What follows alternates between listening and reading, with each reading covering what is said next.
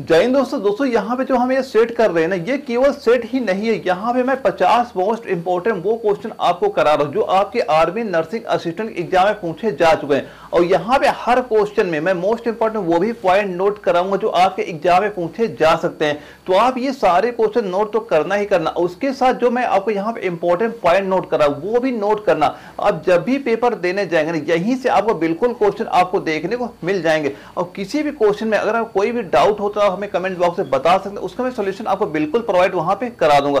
और दोस्तों यह वीडियो अगर आपको जरा भी इंफॉर्मेटिव लगे ना, वीडियो को लाइक करना ना भूलिएगा। तो आइए स्टार्ट करते हैं आज क्लास।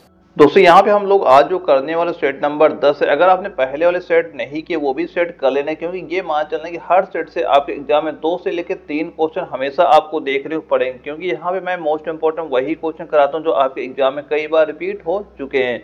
और तुम्हारा पहला क्वेश्चन आता है, ये क्वेश्चन आपका दानापुर जडारो में पूछा गया था। इसमें पूछ क्या रहा है कि किस विटामिन को हार्मोन भी कहा जाता है, और जिसके 4 ऑप्शन यहाँ पे दिए जा रहे हैं। तो किस विटामिन को हार्मोन कहा जाता है, राइट आंसर क्या हो जाएगा वह नोट कर लेना। ऑप्शन नंबर डी, यानी कि जो विटामिन डी होता है इसको क्या कहा जाता है, हार्मोन विटामिन भी आपका कहा जाता है। यानी ऑप्शन नंबर सी इसका बिल्कुल राइट आंसर आपका हो जाता है। और दोस्तों एक क्वेश्चन और नोट करना, ये क्वेश्चन आपका लखनऊ जडारो में पूछा गया था। वहां पूछा गया था जो मानव का मूत्र होता है, कि जो मानव का मूत्र होता है इसमें कौन सा विटामिन आपका पाया जाता है, कौन सा विटामिन होता है इसमें आपका जो विटामिन डी होता है, ये विटामिन डी आपका पाया जाता है। और एक क्वेश्चन और आपका पूछा गया था, इसमें पूछा गया था कि जो मछली का लीवर होता है, या जो मछली का लीवर होता है, तो मछली का जो लीवर होता है इसमें कौन सा विटामिन पाया जाता है, इसमें भी आपका जो विटामिन डी है वो आपका पाया जाता है। ये भी दोनों मोस्ट इंपोर्टेंट पॉइंट है, इनको भी नोट कर लीजिएगा। और अगला जो क्वेश्चन आता है 2 नंबर आता है, इसमें क्या पूछ रहा है कि रेनिन का स्राव करने वाला अंग कौन सा है, ये हमसे यहाँ पे पूछा जा रहा है।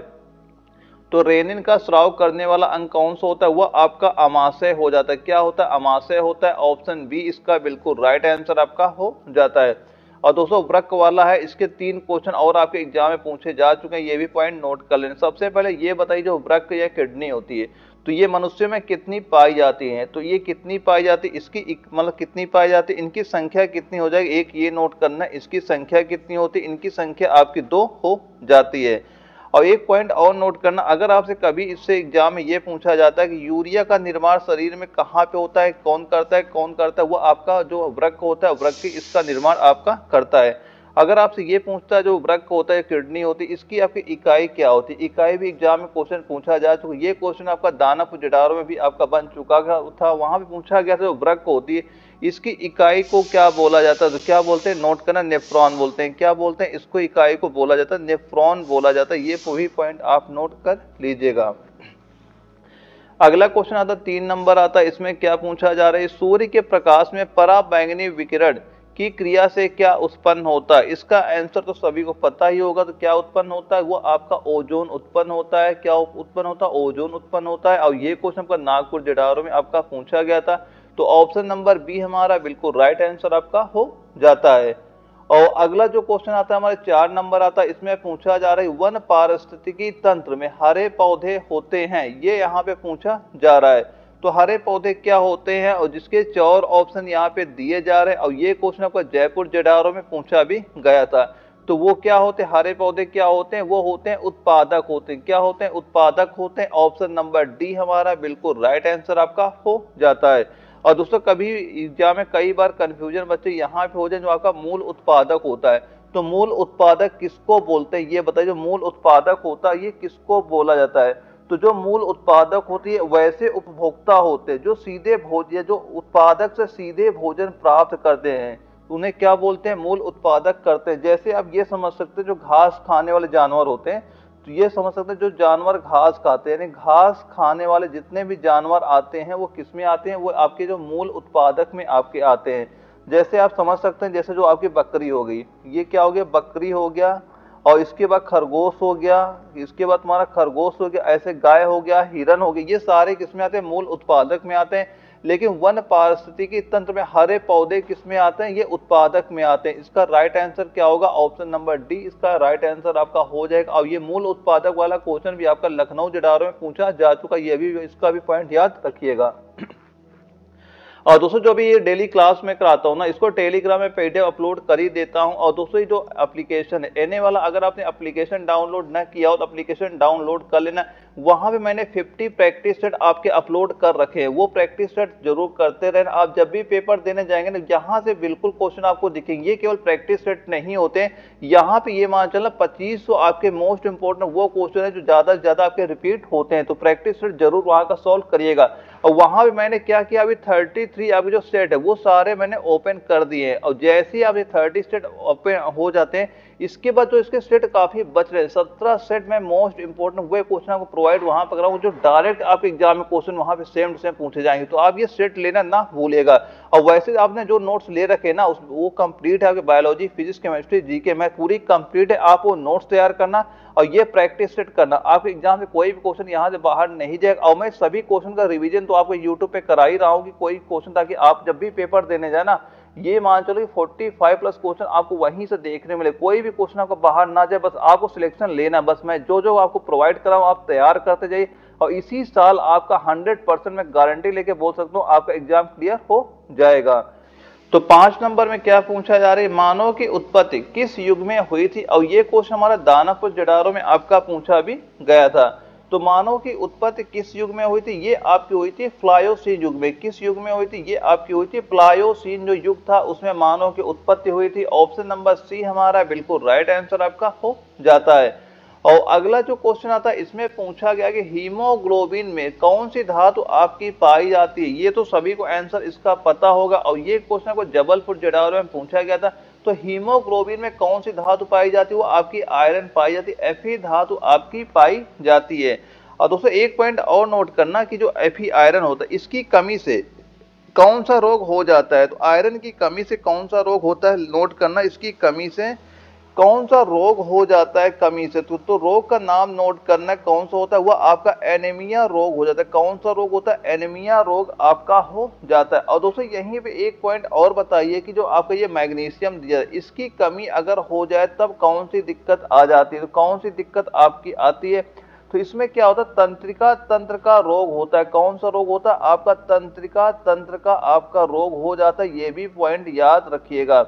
और दोस्तों जो यहाँ पे कॉपर दिया जा रहा है, इसका भी एक पॉइंट नोट करना, एग्जाम में कई बार क्वेश्चन पूछा जा चुका है। यानी कि इसमें जो लिखा जा रहा है कि अगर इसकी कमी हो जाए तो पौधों में कौन सा रोग होता है। तो पौधों में कौन सा रोग आपका हो जाता है, तो पौधों में कौन सा रोग होता है, वो आपका होता है डाई बैक नाम का एक रोग आपका पौधों में हो जाता है। ये तीनों के तीनों क्वेश्चन आपके एग्जाम में पूछे जा चुके हैं। तीनों पॉइंट नोट करिएगा यहाँ के। और जो अगला क्वेश्चन आता है 7 नंबर आता है, इसमें पूछा जा रहा है सुपारी का खाने योग्य भाग कौन सा होता है। यानी जो सुपारी होती है इसके खाने योग्य भाग कौन सा होता है। तो कौन सा भाग होता है, वो आपका भ्रूणपोष होता है। कौन सा भाग होता है, भ्रूणपोष होता है। यानी ऑप्शन नंबर जो बी हमारा दिया गया, ये बिल्कुल राइट आंसर आपका हो जाता है। और जो अगला क्वेश्चन आता है, इसमें पूछा जा रहा है प्रतिजैविक औषधि अधिकतर किसमें मिलती हैं। प्रतिजैविक औषधि अधिकतर किसमें मिलती है, ये यहाँ पे पूछा गया है। तो ये अधिकतर किसमें मिलते हैं, ये अधिकतर आपके मिलते हैं जीवाणु में। किसमें मिलते हैं, जीवाणु में मिलती हैं। ऑप्शन नंबर ए हमारा बिल्कुल राइट आंसर आपका हो जाता है। और दोस्तों एक पॉइंट और याद रखना, ये भी कई बार आपके एग्जाम में क्वेश्चन बन चुका है। ये कई बार आपके एग्जाम में क्वेश्चन वहां पूछा जा चुका है, जो शैवाल वाला होता है। सीधा सीधा आपसे वहां पे क्या पूछा गया था कि ये बताइए कि कौन सा शैवाल से हमें आयोडीन प्राप्त होती, कौन से शैवाल से हमें आयोडीन प्राप्त होती। ये एग्जाम में क्वेश्चन आपका पूछा गया था। तो इसका राइट आंसर नोट कर लेना, यानी कि कौन से शैवाल से हमें आयोडीन प्राप्त होती। तो इसका नोट करना क्या होता है, वह नोट करना लैमिनारिया। क्या होता है, नोट कर लेना लैमिनारिया। उस शैवाल का नाम क्या होता है, वो आपका लैमिनारिया जो शैवाल होता है उससे हमें क्या प्राप्त होती, आयोडीन प्राप्त होती। ये पॉइंट बिल्कुल नोट कर लीजिएगा। और दोस्तों एक और बताइए, जो आपका कवक होते हैं, तो कवक के अध्ययन को क्या कहा जाता है। ये भी एग्जाम में क्वेश्चन आपका बन चुका है। जो आपके कवक होते हैं, यानी कवक होते हैं, जो कवक के अध्ययन को क्या कहा जाता है। तो कवक के अध्ययन को क्या बोलते हैं, मोस्ट इंपोर्टेंट क्वेश्चन, कई बार आपके एग्जाम में ये भी क्वेश्चन बन चुका है। तो कवक का अध्ययन माइकोलॉजी आपका कहलाता है। और एक पॉइंट और नोट करना दोस्तों, जो आपका होता है नील हरित जो शैवालें होती है, ये आपकी कहाँ पे पाई जाती है, ये कहाँ पाई जाती है, आपके धान के खेतों में अधिकतर मात्रा में इनको पाया जाता है। ये भी याद रखिएगा। और दोस्तों ये बताइए, जो आपके शैवाल होते हैं, जो ये शैवाल होते हैं, शैवाल के अध्ययन को क्या कहा जाता है? जो शैवाल होते हैं इनके अध्ययन को क्या कहा जाता है? ये भी एग्जाम में क्वेश्चन बन चुका है। तो क्या बोलते हैं? फाइकोलॉजी बोलते हैं। नोट कर लेना, क्या बोलते हैं उसको? फाइकोलॉजी आपका ये बोला जाता है। ये भी पॉइंट याद रखिएगा। और इसके बाद जो अगला क्वेश्चन आता है 9 नंबर आता है, इसमें क्या पूछा जा रहा है? कोषों में प्रोटीन संश्लेषण का स्थान है। कोषों में प्रोटीन संश्लेषण का स्थान कौन सा है? ये यहाँ पे पूछा गया है और जिसके 4 ऑप्शन यहाँ पे दिए जा रहे हैं और ये आपका नागपुर जेडारा में पूछा गया था। तो राइट आंसर क्या हो जाएगा? वो आपका होगा राइबोसोम। क्या हो जाएगा? राइबोसोम हो जाएगा। ऑप्शन नंबर सी हमारा बिल्कुल राइट आंसर आपका हो जाता है। और दोस्तों जो आपका ये माइट्रोकांडिया दिया गया था, ये आपका लखनऊ जेडारो में यहाँ पे एक क्वेश्चन यहाँ से पूछा गया था। वहां पूछा गया था कि क्वेश्चन पूछा गया था कि कोशिका की ऊर्जा ग्रह किसको कहा जाता है, यानी कोशिका का ऊर्जा ग्रह किसको कहा जाता है, तब वहां पे आपका माइट्रोकांडिया आंसर वहां पे होना चाहिए था। और ये क्वेश्चन आपका लखनऊ जेडारो में पूछा गया था। पूछा क्या गया, नोट कर लेना, वहां पे आया था जो कोशिका का ऊर्जा ग्रह होता है, यानी कोशिका का ऊर्जा जो ग्रह है किसको बोला जाता है? तो किसको बोला जाता है? नोट कर लेना, किसको बोलते हैं? वो बोलते हैं माइट्रोकांड्रिया को बोला जाता है। यानी इसको क्या बोलते हैं? इसको नोट करना, पावर हाउस ऑफ सेल। क्या बोलते हैं? पावर हाउस ऑफ सेल इसको बोला जाता है। ये पॉइंट याद रखिएगा। किसको बोलते हैं? माइट्रोकांड्रिया को बोला जाता है। और दोस्तों एक पॉइंट और बताइए, जो ये केंद्रक है, ये केंद्रक वाला आपका जबलपुर जेडारो में क्वेश्चन आपका पूछा गया। तो वहां पूछा क्या गया था? केंद्रक का खोज किसने किया था? यानी जो केंद्रक है, केंद्रक की खोज किसने की थी? किसने खोज की थी? नोट करना, रॉबर्ट ब्राउन ने। किसने खोज की थी? ये खोज की थी रॉबर्ट ब्राउन ने खोज की थी। और कब खोज की थी? ये 1931 में आपकी केंद्रक की खोज की थी। ये भी पॉइंट याद रखिएगा। और इसके बाद जो अगला क्वेश्चन हमारा आता है 10 नंबर आता है, इसमें क्या पूछा गया? शरीर में अधिकतम ऊर्जा संचय किस पदार्थ के रूप में होता है? और जिसके 4 ऑप्शन यहाँ पे दिए जा रहे हैं। मोस्ट इंपोर्टेंट क्वेश्चन आपका ये हो जाता है। तो इसका राइट आंसर नोट कर लेना, किस रूप में होता है? वो आपका वसा रूप में होता है। ऑप्शन नंबर डी हमारा बिल्कुल राइट आंसर आपका हो जाता है। क्योंकि दोस्तों जो आपका 1 ग्राम वसा होती है, यानी जब 1 ग्राम वसा होती है, जब टूटता है तो कितने हमें ऊर्जा प्राप्त होती है? तो वो आपका 9.1 कैलोरी ऊर्जा हमें प्राप्त होती है। और दोस्तों इसके बाद जो आपका प्रोटीन दिया जा रहा है, प्रोटीन से भी हमें ऊर्जा प्राप्त होती है। जब आपका 1 ग्राम प्रोटीन जो होता है, जब 1 ग्राम प्रोटीन आपका टूटता है तो हमें कितनी ऊर्जा मिलती है? तब हमें मिलती है 4.2 कैलोरी जूल ऊर्जा हमें प्राप्त होती है। दोनों पॉइंट याद करना कि अगर एक ग्राम वसा से हमें कितनी ऊर्जा मिलती है? 9.1 कैलोरी मिलती है। और 1 ग्राम प्रोटीन से कितनी ऊर्जा मिलती है? हमें 4.2 कैलोरी ऊर्जा हमें प्राप्त होती है। दोनों पॉइंट याद रखिएगा। अगला क्वेश्चन आता है हमारे 11 नंबर आता है, इसमें पूछा गया है वृद्धि हार्मोन स्रावित होता है। ये जो वृद्धि हार्मोन होता है ये आपका कहाँ से स्रावित होता है? ये यहाँ पूछा गया है और ये दानापुर जेडारो में क्वेश्चन पूछा गया था और जिसके 4 ऑप्शन यहाँ पे दिए जा रहे हैं।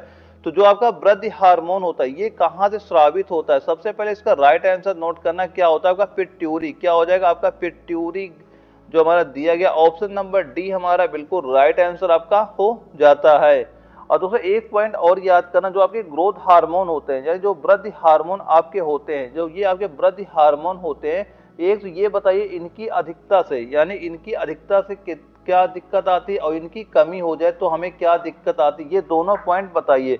तो अगर इसकी अधिकता हो जाती है यानी कि अगर इस हार्मोन की अधिकता हो जाती है तो क्या दिक्कत आती है? वहां पे दिक्कत आपकी आती है भीम कायता। क्या आती? नोट करना, क्या होता है? भीम, नोट कर लेना, क्या होता है? भीम कायता एक रोग हो जाता है। क्या रोग होता है? नोट कर लेना, क्या रोग होता है? नोट करना, भीम कायता एक रोग आपका हो जाता है।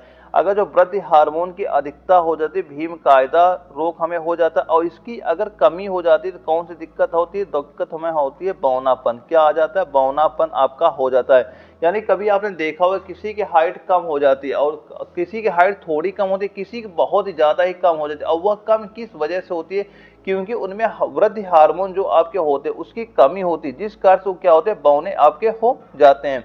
और दोस्तों एक पॉइंट और याद करना, जो एग्जाम में कई बार क्वेश्चन आपका पूछा जा चुका है, जो आपका थायराइड ग्लैंड होता है, ये जो थायराइड ग्लैंड होता है इसको क्या बोलते हैं? ये क्वेश्चन आपका लखनऊ जेडारो में भी आपका पूछा गया था। इसको क्या बोलते हैं? ये मानव शरीर की सबसे बड़ी ग्रंथि होती है। ये मानव शरीर की जो आपकी क्या होती है? सबसे बड़ी ग्रंथि आपकी ये हो जाती है। ये भी पॉइंट याद रखिएगा कि जो थायराइड ग्रंथि होती है तो मानव शरीर की सबसे बड़ी ग्रंथि आपकी यही थायराइड ग्रंथि आपकी हो जाती है। ये भी पॉइंट याद रखिएगा।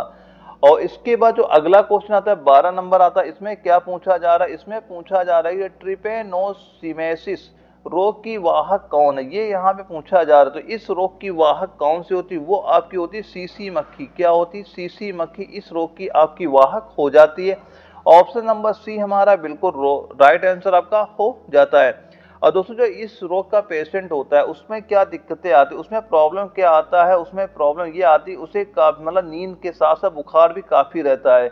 इस रोग में होता है कि व्यक्ति को नींद के साथ काफी ज्यादा बुखार उसे रहता है, तो वो किसका वाहक होती है, वो सीसी जो मक्खी होती है इस रोग की आपकी वाहक आपकी हो जाती है। और दोस्तों यहाँ पे एक सैंड मक्खी दी जा रही है। सैंड मक्खी होती क्या है, आपने सुना होगा जो आपको काला जार का जो परजीवी होती है यानी लीशमानिया डोनावानी का वाहक होता है। और इस रोग में क्या होता है, तेज बुखार आता है और शरीर काला पड़ जाता है। तो इसका तो वहां पे राइट आंसर क्या करें, सैंड मक्खी है, वहां पे राइट आंसर करेंगे। तो यहाँ पूछा जा रहा है ट्रिपेनोसोमियासिस रोग की वाहक कौन सी हो जाएगी, वो आपकी सीसी मक्खी हो जाएगी। ऑप्शन नंबर सी हमारा बिल्कुल राइट आंसर आपका हो जाता है। अगला क्वेश्चन आ रहा है, तिल चट्टे में जो श्वसन अंग होता है वह कौन सा है। तिल चट्टे में श्वसन अंग कौन सा होता है, तो राइट आंसर नोट करना क्या होता है, वह आपका ट्रेकिया होता है। क्या होता है, ट्रेकिया होता है। ऑप्शन सी हमारा बिल्कुल राइट आंसर आपका हो जाता है। और दोस्तों जो फेफड़े दिए जा रहे हैं ये किसके श्वसन अंग होते हैं, जो बड़े जीव होते हैं, जो कौन से जीव होते हैं, जो आपके बड़े जीव होते हैं उनमें श्वसन कहाँ से होता है आपका, उनका श्वसन होता है फेफड़े से होता है। बड़े जीव से आप समझ सकते हैं जो आपके मनुष्य हो गए, जो आपके मनुष्य हो गए, या आपका जैसे मेढक हो गया, कुत्ता हो गया, मेढक हो गया, कुत्ता, ये श्वसन कहाँ से करते हैं, ये सारे आपके श्वसन करते हैं फेफड़े से आपके श्वसन करते हैं। और जो यहाँ पे गिल्स दिया जा रहा है, तो गिल्स से श्वसन कौन करता है, अब जो मछलियां होती हैं, जो कौन सी होती हैं, जो आपकी मछलियां कहाँ से श्वसन करती हैं, ये आपकी गिल्स से श्वसन करती हैं, ये भी पॉइंट याद रखिएगा। अगला जो क्वेश्चन हमारा आता है 14 नंबर आता है, इसमें पूछा गया भारत में हॉकी स्टिक किससे बनती है। भारत में हॉकी स्टिक किससे बनती है, तो ये हॉकी स्टिक किससे बनती है, ये आपकी बनती है मोरस अल्बा से। किससे बनती है, ये आपकी बनती है मोरस अल्बा से बनती है। ऑप्शन नंबर बी इसका बिल्कुल राइट आंसर हमारा हो जाता है। और अगला जो हमारा क्वेश्चन आता है 15 नंबर आता है, इसमें क्या पूछा जा रहा है, बीसीजी का अर्थ क्या है, यानी बीसीजी का फुल फॉर्म हमसे पूछा जा रहा है। तो इसका फुल फॉर्म क्या होता है, बैसिलस कैलेमिटी ग्यूरेन होता है। क्या होता है, बैसिलस कैलेमिटी ग्यूरेन आपका फुल फॉर्म आपका हो जाता है। और जो आपका ये बीसीजी का टीका होता है ये किसके मतलब कब हमें दिया जाता है, कब दिया जाए, जो जिन पेशेंट को टीबी की दिक्कत होती है, जिन पेशेंट को टीबी की दिक्कत होती है उन्हें बीसीजी का टीका आपको वहां पे दिया जाता है। और दोस्तों जो ये आपका टीबी दिक्कत आती है ये आपकी किस जीवाणु के कारण से होती है, तो क्या होता है, एक जीवाणु का नाम होता है माइकोबैक्टीरियम ट्यूबरकुलोसिस होता है, नामक जीवाणु के कारण क्या होता है टीबी बीमारी हो जाती है वहां पे। और इसके बाद हमारा अगला सेक्शन आता है केमिस्ट्री का आता है। केमिस्ट्री भी आपके एग्जाम में 15 क्वेश्चन पूछे जाते हैं, यानी 60 नंबर की आपकी केमिस्ट्री भी आपके पेपर में पूछी जाती है। और इसमें पहला क्वेश्चन पूछा गया है, श्वसन के लिए समुद्री गोताखोर निम्नलिखित मिश्रण का उपयोग करते हैं। और ये जयपुर जडारो में क्वेश्चन आपका पूछा गया था और जिसके 4 ऑप्शन यहाँ पे दिए जा रहे हैं। तो राइट आंसर क्या हो जाए, किसका प्रयोग करते हैं, वो प्रयोग करते हैं ऑक्सीजन तथा हीलियम का। तो कौन सी गैस का मिश्रण प्रयोग करते हैं, वो ऑक्सीजन तथा हीलियम का प्रयोग करते हैं। ऑप्शन नंबर डी हमारा बिल्कुल राइट आंसर आपका हो जाता है। अगला क्वेश्चन आता है 17 नंबर आता है, इसमें क्या पूछा जा रहा है कि लॉन्ड्री साबुन क्या होते हैं, जो आपकी लॉन्ड्री में यूज किए जाते हैं साबुन वो क्या होते हैं, ये यहाँ पे पूछा जा रहा है। तो इसका राइट आंसर क्या हो जाएगा, वह आपका हो गया प्राकृतिक स्रोत के उच्चतर वसा अम्लों के सोडियम लवणों का मिश्रण आपका ये होता है। तो ऑप्शन नंबर ए हमारा बिल्कुल राइट आंसर आपका हो जाता है। और दोस्तों एक बार एग्जाम में क्वेश्चन ये पूछा गया था, जो आपका समुद्री जल होता है, वहां पे एग्जाम में क्वेश्चन बना हुआ था, जो आपका समुद्री जल होता है उसमें आपका जो सोडियम क्लोराइड दिया जा रहा है, यानी जो सोडियम क्लोराइड का परसेंटेज कितना होता है, कितना परसेंट जल में होता है, वो आपका 75% इसका जल आपका होता है। ये भी पॉइंट याद रखिए, ये भी क्वेश्चन आपका पूछा जा चुका है। और इसके बाद जो हमारा अगला क्वेश्चन आता है 18 नंबर आता है, इसमें क्या पूछा जा रहा है, लोहे की वस्तुएं जंग का बनने यानी जंग क्या बनने से लग जाती है। और ये क्वेश्चन हमारा कोलकाता जेडारो में आपका पूछा भी गया था। तो राइट आंसर नोट कर लेना, वह कितना हो जाएगा, जो हमारा दिया जा रहा है फेरस और फेरिक हाइड्रो ऑक्साइड का मिश्रण बनता है। तो इसका राइट आंसर क्या होगा, ऑप्शन नंबर बी हमारा बिल्कुल राइट आंसर आपका हो जाता है। और एक पॉइंट और बता दें दोस्तों, जो लोहे के वस्तु में जो जंग लगता है ये कैसी क्रिया आपकी होती है, तो कैसी क्रिया आपकी होती है, ये आपकी रासायनिक क्रिया आपकी होती है। और कुछ रासायनिक क्रिया और आप याद रखना, जैसे दूध से दही का बनना कैसी क्रिया होती है, रासायनिक क्रिया होती है। मोमबत्ती का जलना कैसी क्रिया होती है, रासायनिक क्रिया होती है। लोहे में जंग लगना कैसी क्रिया होती है, आपकी रासायनिक क्रिया आपकी हो जाती है। और दोस्तों जो आपका लोहे में जंग लगना ये कैसी आपकी क्रिया होती है, कैसी क्रिया होती है, ये भी एक पॉइंट रखना है। जो आपका जंग लोहे में लगता है तो ये कैसी क्रिया होती है, ये आपकी ऑक्सीकरण होती है। ये भी एग्जाम में क्वेश्चन आपका पूछा जा चुका है, कैसी क्रिया होती है, आपकी ऑक्सीकरण आपकी प्रक्रिया आपकी हो जाती है। और दोस्तों ये अपना जो जंग होता है, जंग का आपका रासायनिक सूत्र भी नोट करना क्या होता है, आपका Fe2O3 इंटू XH2 होता है। ये भी एग्जाम में कई बार क्वेश्चन आपका पूछा जा चुका है। और दोस्तों एक पॉइंट और याद करना, जब भी लोहे में आपका जंग लगता है तो लोहे का जो वजन होता है, वजन क्या होता है, हमेशा उसका वजन क्या होता है, बढ़ जाता है वहां पे।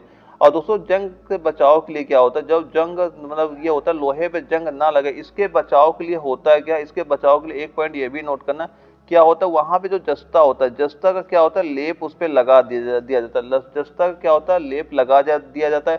और ये भी नोट करना, और इस क्रिया को क्या कहा जाता है, इस क्रिया को क्या बोलते हैं, वो बोलते हैं गैल्वेनीकरण बोलते हैं। क्या बोलते हैं, ये भी पॉइंट याद रखना है। उस क्या बोलते हैं, गैल्वेनीकरण उसे बोला जाता है। ये भी पॉइंट याद रखिएगा। ये सारे इंपॉर्टेंट पॉइंट नोट करा रहा हूँ। यहाँ एग्जाम में एक क्वेश्चन आपको देखने को मिलेगा, इसका स्क्रीनशॉट लेकर रख लीजिएगा। एक क्वेश्चन यहाँ से कन्फर्म आपका पेपर में आने का।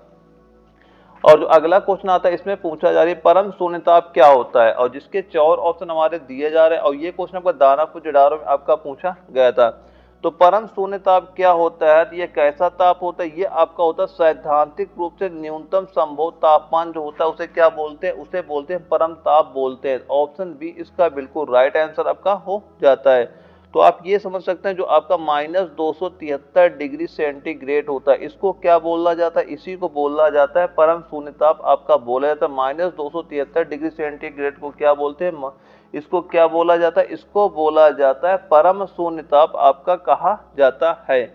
और अगला हमारा क्वेश्चन आता है 20 नंबर आता है। इसमें क्या पूछा गया, ईंधन के जलते समय उसमें जो कार्बन और हाइड्रोजन मौजूद हैं वो, और तो इसका राइट आंसर क्या हो जाएगा, जिसके 4 ऑप्शन यहाँ पे हमारे दिए जा रहे हैं। तो राइट आंसर क्या होगा, वो आपका होगा कार्बन डाइऑक्साइड और जल वाष्प में बदल जाते हैं। क्या हो जाएगा, कार्बन डाइऑक्साइड और जल वाष्प में बदल जाते हैं। ऑप्शन बी इसका बिल्कुल राइट आंसर हमारा हो जाता है।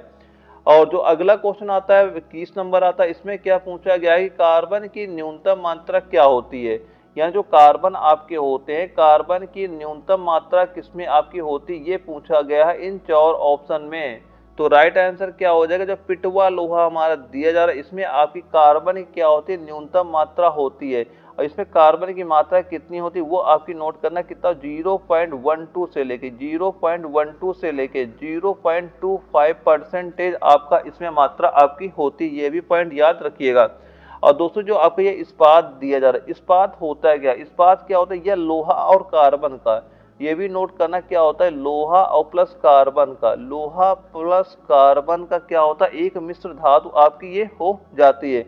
अगर इसमें हम ये बताइए कि इसमें कार्बन का परसेंटेज कितना होता है, तो कार्बन कितना परसेंटेज होता है, वो आपका होता है 0.25 से लेके 1.5% क्या होता है, कार्बन का परसेंटेज आपका यहाँ पे होता है। और दोस्तों जो आपको ये ढलवा लोहा दिया जा रहा है इसमें कार्बन का परसेंटेज कितना होता है, वो आपका होता है 2.5% होता है। कितना होता है, 2.5% आपका होता है। और इसी वजह से क्या होता है, यह कठोर एवं भंगुर होता है। इसी वजह जो ढलवा लोहा आपका होता है ये कठोर भी होता है और भंगुर भी आपका हो जाता है। ये सारे पॉइंट याद रखिएगा इस क्वेश्चन के। अगला क्वेश्चन आता है 22 नंबर आता है। इसमें पूछा गया कि सिरका की प्रकृति अम्लीय है क्योंकि इसमें क्या पाया जाता है। मोस्ट इंपॉर्टेंट क्वेश्चन, ये क्वेश्चन आपको एग्जाम में कई जगहों में रिपीट हो चुका है। तो उसमें क्या मौजूद होता है, उसमें होता है एसिटिक अम्ल मौजूद होता है। ऑप्शन नंबर डी हमारा बिल्कुल राइट आंसर आपका हो जाता है। अगले क्वेश्चन हमसे क्या पूछा जा रहा है कि जिस पात्र में रखा जाए उसी का आकार ग्रहण कर लेने वाला द्रव्य क्या कहलाता है। तो इसका आंसर तो सभी को पता ही होगा। तो इसका राइट आंसर क्या हो जाए, वो क्या कहलाता है, वो तरल कहलाता है, लिक्विड कहलाता है। इसे आप जिस भी वस्तु में रखेंगे उसका ये आकार ग्रहण कर लेता है। अगर गिलास में रखेंगे तो गिलास जैसा बन जाता है, किसी पीपे में रखेंगे पीपे जैसा हो जाता है, किसी पेन में भरेंगे तो पेन जैसा ही आपका बन जाता है, यानी उसी का आकार ये ग्रहण कर लेता है। कौन होता है, तरल होता है। ऑप्शन नंबर बी इसका बिल्कुल राइट आंसर हमारा हो जाता है। और इसके बाद जो अगला क्वेश्चन आता है हमारा 24 नंबर आता है, इसमें पूछा जा रहा है गैसोलीन का पर्याय क्या है। गैसोलीन का पर्याय क्या है ये पूछा जा रहा है। तो ये किसका पर्याय होता है, ये आपका पेट्रोल का पर्याय होता है। और यानी ये क्वेश्चन आपका नागपुर जेडारो में भी आपका पूछा गया था। यानी ये होता है कि पेट्रोल किसको बोलते हैं, तो ये तुम्हारा C5 होता है और C11 होता है। इसको क्या बोलते हैं, इसको पेट्रोल आपका बोला जाता है और इसका उपयोग मोटर ईंधन में आपका किया जाता है। ये भी पॉइंट आप याद रखिएगा। और दोस्तों जो आपका डीजल होता है, डीजल किसको बोलते हैं, इसमें क्या, इसको जो C17 हो गया और C18 हो गया, इसको क्या बोलते हैं, इसको आपको डीजल बोला जाता है। इसका भी उपयोग आपका ईंधन के रूप में आपका होता है। और दोस्तों यहाँ पे जो दिया गया प्राकृतिक गैस, ये प्राकृतिक गैस में किन किन का गैसों का मिश्रण आपका होता है। तो दोस्तों जो आपकी प्राकृतिक गैस होती है इसमें तो आपकी मीथेन, ईथेन, प्रोपेन, ब्यूटेन था, नाइट्रोजन और नाइट्रोजन हो जाता है, नाइट्रोजन का मिश्रण होता है। लेकिन जो सबसे ज्यादा इसमें गैसें पाई जाती है प्राकृतिक गैस में, कौन सी होती है, एक तो आपकी मीथेन गैस हो जाती है, एक कौन सी होती है, एक आपकी मीथेन गैस हो गई, और एक क्या हो जाती है, एक तो मीथेन गैस हो जाती है जो सबसे ज्यादा पाई जाती है, और एक नोट करना ईथेन गैस होती है। एक कौन सी होती है, ईथेन गैस आपकी हो जाती है। तो मीथेन गैस जो आपकी होती है इसमें क्या होता है, 83% तो आपकी मीथेन गैस आपकी होती है। और ईथेन गैस कितने परसेंट होती है आपकी, 16% तो आपकी ईथेन गैस होती है। जो प्राकृतिक गैस है सबसे ज्यादा आपकी मीथेन पाई जाती है, फिर ईथेन पाई जाती है। ये भी पॉइंट आप याद रखिएगा। और अगला जो हमारा क्वेश्चन आता है 25 नंबर आता है, इसमें क्या पूछा जा रहा है, एथिल अल्कोहल को पीने के लिए अनुपयुक्त बनाने के लिए इसमें निम्नलिखित मिलाया जाता है। और ये क्वेश्चन आपका दिल्ली जेडारो में आपका पूछा भी गया था। तो इसका राइट आंसर नोट करना, और जिसके 4 ऑप्शन हमारे यहाँ पे दिए जा रहे हैं। तो राइट आंसर क्या हो जाएगा आपका, मेथिल अल्कोहल हो जाएगा। क्या हो जाएगा, मेथिल अल्कोहल हो जाएगा। ऑप्शन नंबर बी हमारा बिल्कुल राइट आंसर आपका हो जाता है। और जो अगला क्वेश्चन आता है हमारा 26 नंबर आता है, इसमें क्या पूछा गया है कि डीएनए में निम्नलिखित इकाई होती है। जो डीएनए में निम्नलिखित इकाई होती है, और ये क्वेश्चन नागपुर जेडारो में पूछा गया था। दोस्तों ये सारे के सारे मैं इस क्वेश्चन कर रहा हूं, इंपॉर्टेंट क्वेश्चन है। आप ये सारे क्वेश्चन नोट करते चलना, पेपर देने जाएंगे बिल्कुल आपके एग्जाम में यहाँ से क्वेश्चन आपको देखने को मिल जाएंगे। तो डीएनए में निम्नलिखित इकाई होती है, तो राइट आंसर क्या हो जाएगा, तो राइट आंसर नोट करना क्या होगा, डीऑक्सीराइबोज। क्या हो जाएगा, डीऑक्सीराइबोज होगा। ऑप्शन डी इसका बिल्कुल राइट आंसर हो जाता है। और अगला क्वेश्चन आता है, यानी भारी जल में पूछा गया, भारी जल में, और ये दानापुर जेडारो में क्वेश्चन आपका पूछा गया था। तो भारी जल में पूछा गया और जिसके 4 ऑप्शन यहाँ पे दिए जा रहे हैं। तो राइट आंसर क्या हो जाएगा, वह आपका होता है हाइड्रोजन की जगह ड्यूटेरियम का प्रयोग किया जाता है। और जो ड्यूटेरियम आपका होता है ये आपका हाइड्रोजन का ही एक आपका समस्थानिक आपका हो जाता है। और ये बताइए जो भारी जल का सूत्र क्या होता है, कैसे लिखते हैं, आपका DTO लिखा जाता है। और भारी जल का अणुभार क्या होता है, जो आपका भारी जल होता है ये भी बताइए, जो भारी जल का अणुभार कितना होता है, ये भी एग्जाम में क्वेश्चन बन चुका है। तो इसका अणुभार कितना होता है, 20 अणुभार आपका इसका हो जाता है। और अगला जो क्वेश्चन आता है 28 नंबर आता है, इसमें क्या पूछा गया है, जो PVC प्लास्टिक विनाइल क्लोराइड से बनती है, इस प्रक्रिया का नाम क्या है। और ये आपका जबलपुर जेडारो में क्वेश्चन पूछा गया था। तो इस प्रक्रिया का नाम को क्या बोलते हैं, वो बोला जाता है बहुलीकरण। क्या बोलते हैं, बहुलीकरण बोलते हैं। ऑप्शन बी हमारा बिल्कुल राइट आंसर आपका हो जाता है। ये पॉइंट बिल्कुल नोट कर लीजिएगा। और अगला जो क्वेश्चन आता है 29 नंबर आता है, इसमें पूछा गया अमोनिया का व्यावसायिक उत्पादन किस प्रक्रम, जिस लिखा गया किस प्रक्रम द्वारा किया जाता है उसे क्या कहते हैं। जयपुर जेडारो में क्वेश्चन पूछा गया था। तो इसका राइट आंसर क्या हो जाएगा, उस प्रक्रम को क्या बोला जाता है, उसको बोलते हैं हाबर प्रक्रम। क्या बोलते हैं, हाबर प्रक्रम बोलते हैं। हाबर जगह आपसे अगर हेबर भी लिखा आ जाए तो हेबर भी बोलते हैं। कहीं कहीं आपको हाबर लिख के आएगा, कहीं कहीं आपको हेबर लिख के आ जाता है। दोनों पॉइंट याद रखिएगा। और दोस्तों एक पॉइंट और याद करना, जो यहाँ पे आपका दिया गया है, जो यहाँ पे दिया गया कांटेक्ट प्रक्रिया, ये कांटेक्ट प्रक्रिया कहाँ पे आपकी यूज की जाती है। तो अगर आपसे क्वेश्चन पूछा कि एल्यूमिनियम के निष्कर्षण के लिए कौन सी प्रक्रिया यूज की जाती है, यानी एल्यूमिनियम के निष्कर्षण के लिए कौन सी प्रक्रिया की जाती है, कौन सी प्रक्रिया, वहां पे आपकी कांटेक्ट प्रक्रिया आपकी हो जाती है। ये क्वेश्चन आपका लखनऊ जेडारो में क्वेश्चन आपका पूछा गया था। ये क्वेश्चन कहाँ पे आया था, लखनऊ जेडारो में क्वेश्चन पूछा गया था। ये भी पॉइंट नोट कर लेना। सीधा सीधा पूछा गया था कि एल्यूमिनियम के निष्कर्षण के लिए कौन सी प्रक्रिया हमारी प्रयोग की जाती है, कौन सी प्रक्रिया होती है, वो आपकी कांटेक्ट प्रक्रिया आपकी वहां पे हो जाती है। और जो अगला क्वेश्चन आता है 30 नंबर आता है, इसमें पूछा गया निम्नलिखित के आयन को क्लोरीन जल तथा कार्बन टेट्राक्लोराइड में मिलाने से बैंगनी रंग की निचली सतह बनती है। और ये क्वेश्चन आपका जयपुर जिडारो में हमारा पूछा गया था। तो इसका राइट आंसर क्या हो जाएगा, राइट आंसर नोट कर लेना, क्या होगा, आयोडाइट होगा। क्या होगा, आयोडाइट हो जाएगा। ऑप्शन नंबर डी हमारा बिल्कुल राइट आंसर आपका हो जाता है। और दोस्तों इसके बाद हमारा अगला क्वेश्चन आता है, यहाँ से हमारा जो फिजिक्स होता है वो आपका स्टार्ट हो जाता है। और 5 क्वेश्चन आपके फिजिक्स से पूछे जाते हैं, यानी 20 नंबर की आपके एग्जाम में फिजिक्स भी पूछी जाती है। और 31 नंबर में पूछा गया है कि दंत चिकित्सक का दर्पण कौन सा होता है। तो दंत चिकित्सक होते हैं, इनका दर्पण, ये कौन से दर्पण का यूज करते हैं, कौन सा दर्पण इनका होता है, वो होता है अवतल दर्पण लगा होता। ऑप्शन डी हमारा बिल्कुल राइट आंसर आपका हो जाता है। और दोस्तों अवतल दर्पण ये बताइए, एक तो हो गया हमारा दंत चिकित्सक हो गया, और इसके बाद बताइए इसका उपयोग और कहाँ कहाँ पे आपका किया जाता है, ये भी बताइए यहाँ पे। तो कहाँ कहाँ पे यूज होता है, एक तो यूज लिख लेना कि जो सर्च लाइटें होती, कौन सी जो सर्च लाइट होती है उसमें भी इसका यूज आपका किया जाता है। और एक पॉइंट और नोट करना, जो आपका मोटर के हेड होते हैं, जो मोटर के हेड होते हैं, मोटर के आपने सुना होगा, मोटर की जो हेड लाइट होती है, मोटर जो हेड में जो लाइट होती है, इसमें भी आपका अवतल दर्पण का वहां पे आपका प्रयोग किया जाता है। और एक पॉइंट और नोट करना, जो हजामती दर्पण होते हैं, तो क्या होते हैं, हजामती जो दर्पण होते हैं जिन्हें नाई लोग यूज करते हैं, वो भी कौन सा आपका होता है, अवतल दर्पण भी आपका वहां पे हो जाता है। और रोगियों के कान, नाक, गला, दांत के आदि की जांच के लिए तो सभी को पता ही होगा कौन सा दर्पण प्रयोग होता है, अवतल दर्पण ही आपका वहां पे प्रयोग किया जाता है। तो अवतल दर्पण का प्रयोग कहाँ पे होता है, एक तो आपका सर्च लाइट हो गया, एक मोटर के हेडलाइट में आपका हो गया, एक हजामती दर्पण हो गया। यहाँ पे कहाँ किस कौन से दर्पण का प्रयोग होता है, वो आपका अवतल दर्पण का ही प्रयोग यहाँ पे किया जाता है। और अगला जो क्वेश्चन आता है हमारा, इसमें पूछा जा रहा है, रेल पटरियों के नीचे चौड़ी लकड़ी के पटरे इसलिए बिछाए जाते हैं जिससे, और ये क्वेश्चन आपका नागपुर जिडारो में आपका पूछा गया था, और वहां भी ये 4 ऑप्शन हमारे दिए गए थे। तो राइट आंसर क्या हो जाएगा, वो आपका होगा रेलगाड़ी के कारण उत्पन्न दबाव घटा सके। तो राइट आंसर क्या हो जाएगा, रेलगाड़ी के कारण उत्पन्न दबाव को घटा सके। ऑप्शन डी हमारा बिल्कुल राइट आंसर आपका हो जाता है। अगले क्वेश्चन में पूछा गया, समुद्र में डूबी वस्तुओं का पता लगाने हेतु तो कौन से उपकरण का प्रयोग किया जाता है, कौन से उपकरण का प्रयोग होता है, वह आपका सोनार उपकरण का प्रयोग किया जाता है। ऑप्शन नंबर बी हमारा बिल्कुल राइट आंसर आपका हो जाता है। अगला क्वेश्चन आता है 34 नंबर आता है, इसमें क्या पूछा गया है, किसी भी स्थिर या गतिशील वस्तु की स्थिति और दिशा में तब तक कोई परिवर्तन नहीं होता जब तक उस पर कोई बाह्य बल सक्रिय न हो। यह जो नियम दिया है, कौन सा नियम है और किसका नियम है, और ये क्वेश्चन का कोलकाता जिडारो में आपका पूछा भी गया था। तो इसका राइट आंसर नोट कर लेना, राइट आंसर क्या होगा, वह आपका होगा न्यूटन का गति विषय का प्रथम नियम। क्या हो जाएगा, न्यूटन का गति विषय का प्रथम नियम। ऑप्शन नंबर ए हमारा बिल्कुल राइट आंसर आपका हो जाता है। और दोस्तों ये बताइए, न्यूटन की गति का विषय का जो द्वितीय नियम होता है, ये द्वितीय नियम आपका होता क्या है। तो किसी वस्तु के संवेग परिवर्तन की दर उस वस्तु पर लगाए गए बल के समानुपाती होती तथा परिवर्तन उसी दिशा में होता है जिस दिशा में बल क्रियाशील होता है।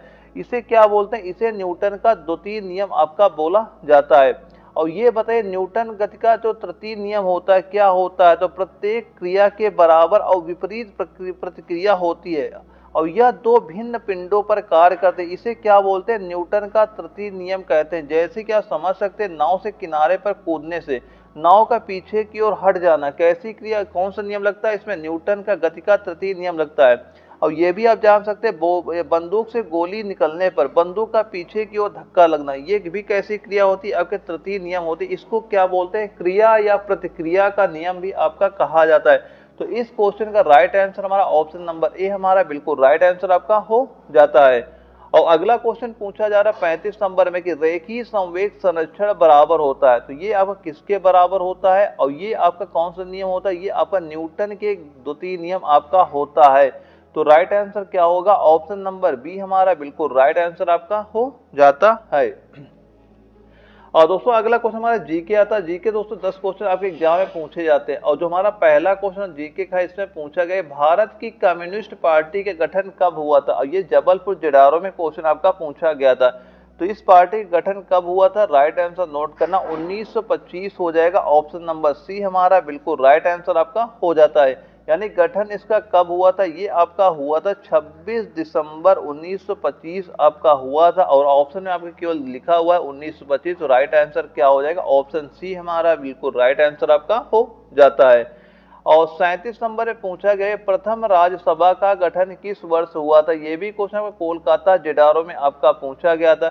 तो प्रथम राज्यसभा का गठन किस वर्ष हुआ था, तो वर्ष कौन सा हो जाएगा आपका 1952 वर्ष हो जाएगा। ऑप्शन ए हमारा बिल्कुल राइट आंसर आपका हो जाता है। वैसे इसका भी गठन कब हुआ था, ये आपका हुआ था 3 अप्रैल 1952 में इसका आपका गठन हुआ था। और जो अगला हमारा क्वेश्चन आता है 38 नंबर आता है, इसमें पूछा जा रहा है कि राज्य के नीति निर्देशक सिद्धांत संविधान से अध्याय में निहित है। और ये भी क्वेश्चन कोलकाता जेडारो में पूछा गया था, और जिसके 4 ऑप्शन हमारे यहाँ पे दिए जा रहे हैं। तो इसका राइट आंसर नोट कर लेना, राइट आंसर क्या होगा, वो आपका अनुच्छेद 36 से लेके अनुच्छेद 51 हमारा बिल्कुल राइट आंसर आपका हो जाएगा। ऑप्शन नंबर ए बिल्कुल राइट आंसर आपका हो जाता है। और दोस्तों यहाँ पे अगर भाग पूछ रहा कौन से भाग में आते हैं, तो ये कौन से भाग में आते हैं ये भी नोट करना। तो भाग नंबर कौन सा होता है, भाग नंबर 4 हमारा यहाँ पे हो जाता है। अगला क्वेश्चन 27 नंबर आता है, 39 नंबर आता है, इसमें क्या पूछा गया, निम्न में से किस रूमानी काव्य लेखक को उनकी कृति मध्यनाटक के लिए जाना जाता है। और ये जयपुर जेडारो में क्वेश्चन आपका पूछा गया था। तो इसका भी राइट आंसर नोट कर लेना, क्या हो जाएगा, वो आपका रहीम हो जाएगा। क्या हो जाएगा, रहीम हो जाएगा। ऑप्शन ए हमारा बिल्कुल राइट आंसर आपका हो जाता है। अगला क्वेश्चन आता है 40 नंबर, इसमें पूछा गया है कि किसने गदर पार्टी की स्थापना की थी। इन 4 ऑप्शन में हमें बताना है किसने गदर पार्टी की स्थापना की थी। तो गदर पार्टी की स्थापना किसने की थी, वो की थी लाला हरदयाल ने की थी। क्या किसने की थी, लाला हरदयाल ने की थी। अब एक क्वेश्चन आपको लखनऊ जेडारो में पूछा गया था कि जो गदर पार्टी की स्थापना लाला हरदयाल ने की थी, ये कब की गई थी। तो ये कब की थी, ये की थी उन्होंने 25 जून को। कब की थी, ये की थी 25 जून 1913 में की थी। तब इसका राइट आंसर हमारा 25 जून 1913 होता है। तो इस क्वेश्चन का राइट आंसर क्या हो जाएगा, ऑप्शन नंबर ए हमारा बिल्कुल राइट आंसर आपका हो जाता है। और जो अगला क्वेश्चन हमारा आता है 41 नंबर आता है, इसमें पूछा जा रहा है कि कबूलीवाला पुस्तक लिखी गई है, और ये जयपुर जेडारो में पूछा गया था। तो कबूलीवाला पुस्तक के लेखक कौन हो जाएंगे, वो हो जाएंगे रविन्द्रनाथ टैगोर। कौन हो जाएंगे, रविन्द्रनाथ टैगोर आपके हो जाएंगे। तो ऑप्शन सी हमारा बिल्कुल राइट आंसर आपका हो जाता है। दोस्तों रविन्द्रनाथ टैगोर की कुछ पुस्तक के नाम और बताना है। एक जो पुस्तक अगर आपसे पूछे बताइए, ओ मोती नाम की पुस्तक है, ये किसने लिखी है, ये किसने लिखी थी, ये भी नोट करना। वो ऐसे क्वेश्चन आपसे ये पूछेगा वहां पे मोती, कभी कभी मोती लिख के पूछता है। और अगर पूरा नाम देगा तो वहां पे ये पूछेगा कि खोया हुआ मोती। क्या पूछेगा, खोया हुआ मोती। क्या पूछेगा, खोया हुआ मोती। पुस्तक के लेखक कौन हो जाएंगे, तो वो भी आपके रविन्द्रनाथ टैगोर ही आपके वहां पे हो जाते हैं। या फिर अगर आपसे ये पूछता है, ये बताइए नई रोशनी पुस्तक के लेखक कौन है, नई रोशनी पुस्तक के लेखक कौन है, तो अभी आपके रविन्द्रनाथ टैगोर भी आपके वहां पे हो जाते हैं। एक पुस्तक और नोट करना, ये भी एग्जाम पूछी जा चुकी है कि कवि और कविता। नोट कर लेना, कवि और कविता पुस्तक के लेखक कौन है, ये भी आपके कौन हो जाएगा, रविन्द्रनाथ टैगोर आपके हो जाते हैं। एक पुस्तक और नोट करना, ये भी एग्जाम में कई बार पूछा जा चुका है, जो यानी कि प्रेम का मूल्य। एक नोट करना, क्या होता है, प्रेम का मूल्य पुस्तक किसने लिखी है, ये भी पुस्तक किसने लिखी, रविन्द्रनाथ टैगोर ने लिखी। ये चारों पुस्तकें लिख लेना, ये चारों आपके एग्जाम में पूछी जा चुकी हैं।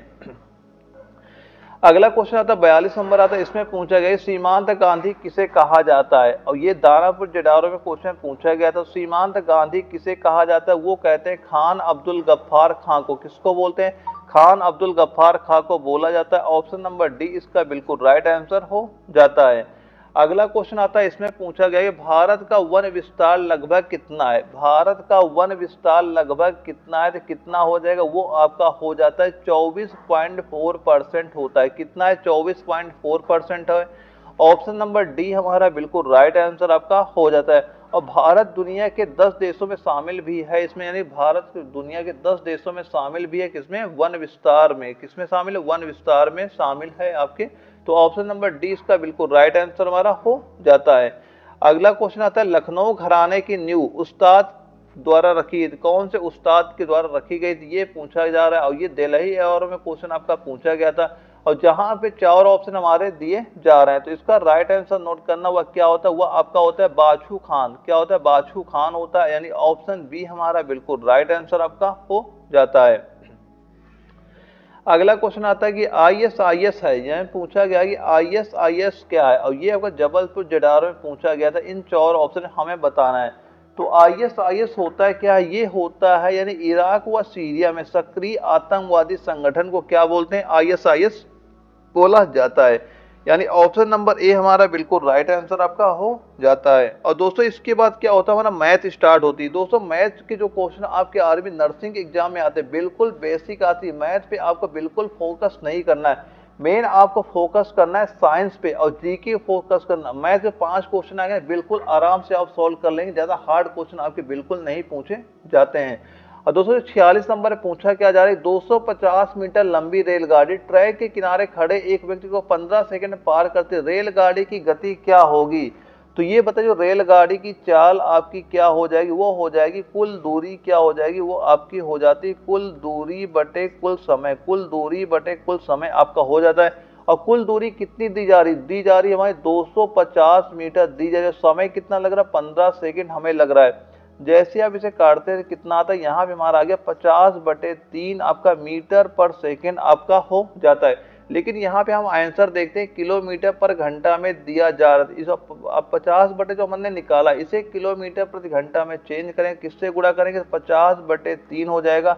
अब इसे हम गुणा कर देंगे 18/5 से गुणा कर देंगे। अब यहाँ जो जो मान कर देंगे काटो, 5 से काटेंगे 10 हो गया, 3 से काटे 18 हो गया, और 10 × 6 करेंगे कितना आ गया? ये आपका 60 किलोमीटर प्रति घंटा हमारा निकल के आ गया। तो ऑप्शन नंबर जो बी हमारा दिया गया ये बिल्कुल राइट आंसर आपका हो जाता है। दोस्तों जो आपके क्वेश्चन मैथ के आते हैं बिल्कुल नॉर्मल से बेसिक के क्वेश्चन है, बिल्कुल हार्ड क्वेश्चन आपके नहीं आते आपके आर्मी नर्सिंग असिस्टेंट के एग्जाम में। और अगला क्वेश्चन है तो 47 नंबर आता है। इसमें क्या पूछा जा रहा है कि 21 चॉकलेट को 5:2 के अनुपात में साझा की जाती है तो छोटे हिस्से में कितनी चॉकलेट आपकी होती है? तो ये मान लेते हैं एक हिस्सा हमारा 5x हो गया, एक 2x हो गया। अब टोटल चॉकलेटें कितनी है? 21 चॉकलेटें हमारी हैं। तो 5×2 यानी 7x हो गया, और 7x बराबर यानी चॉकलेट है कितने? 21 के, तो x बराबर कितना हो गया? x बराबर हमारा हो गया 3 हो गया। हमसे पूछा क्या जा रहा है, ये बताइए छोटे हिस्से में कितनी चॉकलेट होंगी? तो बड़े हिस्से में तो 5 है, छोटे हिस्से में कितनी है? 2 है, तो 2x लिखा हुआ है। तो x का मान कितना भी निकाला, 3 निकाला, 3 का मान यहाँ रख देंगे, कितना निकल के आ जाएगा? 6 निकल के आ जाएगा। छोटे हिस्से में संख्या कितनी हो जाएगी? वो आपकी बी हो जाएगी। यानी ऑप्शन नंबर बी हमारा बिल्कुल राइट आंसर आपका हो जाता है। और इसके बाद जो अगला क्वेश्चन आता है हमारा 48 नंबर आता है। इसमें पूछा गया कि 12% की छूट के बाद एक खिलौना 132 रुपए में बेचा गया, तो खिलौने का अंकित मूल्य क्या होगा? दोस्तों ये समझना कि मान लो उसका अंकित मूल्य हमारा 100%, ठीक है, 100%। अब हमने 12% की छूट दे दी, 12% की अगर हमने छूट दी तो बेची कितने की? बेची हमने कितने की? 88% की बेची है। और लेकिन टोटल परसेंट कितना? 100% हमारा इसका अंकित मूल्य है 100%। अब रुपए में कितने की बेची? रुपए में हमने बेची 132 रुपए में, तो यानी 88% बराबर दिया गया 132 रुपए के। तो पूछा जा रहा है ये बताइए उसका अंकित मूल्य क्या है? अंकित मूल्य कितना है? 100%। 88% 132 क्या है? तो 100% कितने के बराबर हो जाएगा? वो आपका होगा 132/88, और गुणे क्या कर देंगे? 100 यहाँ पे कर देंगे। जैसे ही आप इसे काटते हैं कितना निकल के आता है? 150 निकल के आ जाता है। यानी कि ऑप्शन नंबर सी जो 150 रुपए दिया गया ये हमारा बिल्कुल राइट आंसर आपका हो जाता है। और अगला जो हमारा क्वेश्चन आता है 49 नंबर आता है। इसमें क्या पूछा जा रहा है? 52, 78 और 156 का लघुत्तम समापवर्तक क्या होता है? दोस्तों आपको लघुत्तम समापवर्तक होता है, आप कई प्रकार से लगा सकते हैं, जो भी मेथड आपको सही लगे। एक जो इसका बेसिक मेथड हो सिंपल सा आपको लिखना है कि 52 लिख लेना, 78 लिख लेना, 156 आपको लिख लेना। अब इनके सभी के एक एक करके फैक्टर आपको निकाल लेने हैं, और जो यहाँ पे मान निकल के आते हैं सभी को गुणा कर देंगे, वही हमारा क्या हो जाता है? लघुत्तम समापवर्तक हमारा वहां पे हो जाता है। एक तो आपका ये बेसिक मेथड हो जाता है। अब या तो फिर आप इनके गुणनखंड कर लीजिए। जो हमारा 52 हो गया, तो 52 का गुणनखंड क्या होता है? वो आपका 2×2×13, तो हमारा 52 का गुणनखंड हो जाता है। जो होता है 78 होता है, इसका गुणनखंड कितना होता है? वो आपका 2×3 हमारा 13 हो जाता है। और वैसे 156 का गुणनखंड कितना होता है? वो आपका होता है 2×2×3×13। ये किसका होता है? 156 का गुणनखंड आपका हो जाता है। अब सबसे पहले पहली संख्या लेके चलिए, तो यहाँ पे देखते हैं क्या लिखा हुआ है? 2×2, 2 कितनी बार हमारा है? तो एक बार लिख लेंगे, 2×2 हो गया। अब हम क्या निकाल रहे हैं? इसका एलसीएम यहाँ पे हम निकाल रहे हैं। तो 2×2 ले लिया। अब यहाँ पे क्या ले लिया हमने? 13 ले लिया। क्या ले लिया हमने? 13 भी इसका ले लिया। अब यहाँ पे देख रहे दो, दो तो हमने ऑलरेडी ले रखा है, तो अब नहीं लेंगे। अब तीन, तीन अभी नहीं लिया, तीन हम तीन को और यहाँ पे ले लेंगे। और 13 हमने ले रखा है, 13 एक्स्ट्रा हम यहाँ पे नहीं लेंगे। अब यहाँ पे एक 56 में आते हैं, तो 2 गुणे 2 हमने पहले ले लिया, इसको नहीं लेंगे। 3 हो गया, 3 को हमने पहले ले रखा है, तो 3 को अब नहीं लेंगे। और यहाँ 13 लिखा, 13 को हमने पहले ले रखा, 13 को भी यहाँ पे हम नहीं लिखेंगे। अब इसी को गुणा कर देते हैं, यानी कि गुणा करो कितना निकल के आता है, यानी कि 2 गुणे 2, 2 दूनी 4 हो गया, 4 तिया 12 हो गया। अब 12 गुणे 3 हो गया, यानी कि 12 गुणे 3 13 करेंगे कितना हो जाता है, वो आपका हो जाता है ये 156। कितना हो जाएगा 156, 156 आपका निकल के आ जाता है जब आप 12 गुणे 13 करते हैं। तो इसका राइट आंसर क्या होगा, ऑप्शन नंबर ए हमारा दिया गया है। तो ऑप्शन ए हमारा बिल्कुल राइट आंसर आपका हो जाता है। और दोस्तों अगला क्वेश्चन आता है, इसमें पूछा जा रहा है 16, 24, 28 में से प्रत्येक द्वारा विभाजित होने वाली सबसे बड़ी 4 अंकों की संख्या कौन सी, ये हमें बताना है। तो वैसे दोस्तों अगर ये बताइए सबसे बड़ी 4 अंकों की संख्या ऐसे नॉर्मली तौर पे क्या होती है, तो 4 बार हम 9 लिख देंगे, ये हमारी सबसे बड़ी संख्या हो जाती है। लेकिन यहाँ पे हमसे ये नहीं पूछा गया है सबसे बड़ी 4 अंकों की संख्या बताइए, यहाँ पे ये पूछा जा रही है 16, 24, 28 से कौन सी ऐसी संख्या 4 अंकों की सबसे बड़ी संख्या जो पूरी की पूरी इसमें डिवाइड आपकी हो जाएगी। तो सबसे पहले निकालेंगे क्या 16, 24, 28 का हम क्या निकालेंगे, एलसीएम निकालेंगे। किसका निकालेंगे, यानी जो हमारा 24 हो गया वो निकला, एक क्या है 24 है, एक हमारा 16 है, एक 28, इनका सबसे पहले निकालेंगे एलसीएम। जब आप इनका एलसीएम निकालते हैं, इसका एलसीएम कितना निकल के आएगा, वो आपका निकल के आएगा 336 निकल के आ जाएगा। अब सिंपल से करना क्या, जो इनका एलसीएम 336 निकला है, इस बड़ी संख्या से कर देंगे भाग। इस बड़ी संख्या जो हमारी यहाँ पे निकाली क्या कर देंगे, भाग कर देंगे। तो यहाँ पहले कितनी बार जा रही है, 2 बार जा रही है। 336 को हम 2 से गुणा करते हैं, कितना होता है वो आपका होता है 672 हो जाएगा। अब इसमें अगर आप जैसे इसे माइनस करते हैं, यानी 672 आप इसमें घटाएंगे, कितना आएगा, यहाँ पे 7 हो गया हमारा हो जाएगा, और यहाँ पे कितना होगा 2 हो जाएगा, यहाँ पे होगा 3 हो जाएगा। अब ये 9 हमारा ऊपर निकल आएगा। अब कितनी बार जाएगा, 9 बार जाएगा, तो यहाँ कितना हो जाएगा 3024 हो जाएगा, 9 से गुणा करते हैं तो। अब इसको माइनस करते हैं, कितना हो जाएगा, ये आपका हो जाएगा 5 हो जाएगा, 5 हो जाएगा, 2 हो जाएगा। यानी कि कितना 255 जो हमारे यहाँ क्या निकल के आ गया, ये हमारा एक्स्ट्रा निकल के आ जाए। अगर ये हमारा ना होता तो ये पूरी की पूरी संख्या हमारी डिवाइड हो जाती। अब करना है कि आपको जो हमारा 999 दिया गया, ये 255 निकाला हमने, इसी को क्या कर देंगे माइनस कर देंगे। यानी माइनस किसका करेंगे, 255 का माइनस कर देंगे, तो 9 में 5 घटेगा कितना आ जाएगा, 4 हो जाएगा। 9 में 5 घटाएंगे कितना आ जाएगा, 4 हो जाएगा।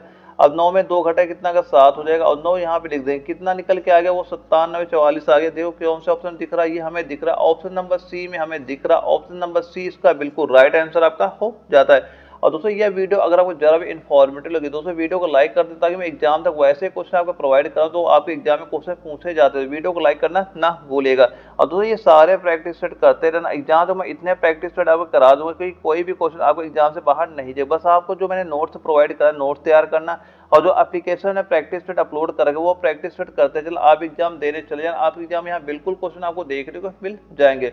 ओके दोस्तों, मिलते हैं अगले वीडियो, तब तक के लिए जय हिंद।